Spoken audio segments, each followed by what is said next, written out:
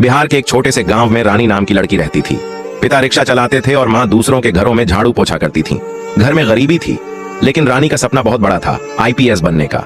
गांव वाले रोज ताने मारते थे कि रिक्शा वाले की बेटी ऑफिसर बनेगी। पहले अपनी औकात देखो रानी, सब सुनती थी लेकिन टूटती नहीं थी। एक दिन किस्मत ने सबसे बड़ा इम्तिहान लिया काम से। घर जाते वक्त उसकी रानी की माँ अचानक सड़क पर गिर पड़ी। पिता घबराकर उन्हें रिक्शे में डालकर अस्पताल ले गए। रानी भी बदहवास हालत में पीछे पहुंची। डॉक्टर ने कहा, इमरजेंसी ऑपरेशन है, 20,000 रुपए चाहिए वरना देर हो जाएगी। रानी के हाथ कांप गए, जेब में एक भी रुपया नहीं था। माँ बेहोश थी, पिता रो रहे थे। रानी अस्पताल से बाहर निकली, उसी गांव की गलियों में दौड़ी जहां से उसने ताने सुने थे। किसी ने दरवाजा बंद किया, किसी ने मना कर दिया। तभी एक बुजुर्ग मास्टर जी बोले, बेटी सपना देखना गुनाह नहीं होता। उन्होंने अपनी बचत दे दी। फिर एक सब्जी वाला, एक दर्जी, एक औरत जिसने कभी माँ के साथ झाड़ू लगाया था। धीरे धीरे पैसे पूरे हो गए।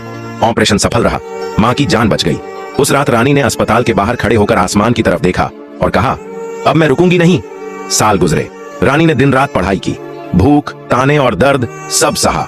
और एक दिन वही गांव, जब पुलिस की गाड़ी आकर रुकी और वर्दी में उतरी एक अफसर, लोग हैरान रह गए। नेम प्लेट पर लिखा था, आईपीएस रानी सिंह। जो लोग कहते थे रिक्शा वाले की बेटी कुछ नहीं बन सकती, आज वहीं सिर झुकाए खड़े थे, क्योंकि सपने नाम नहीं पूछते, हिम्मत।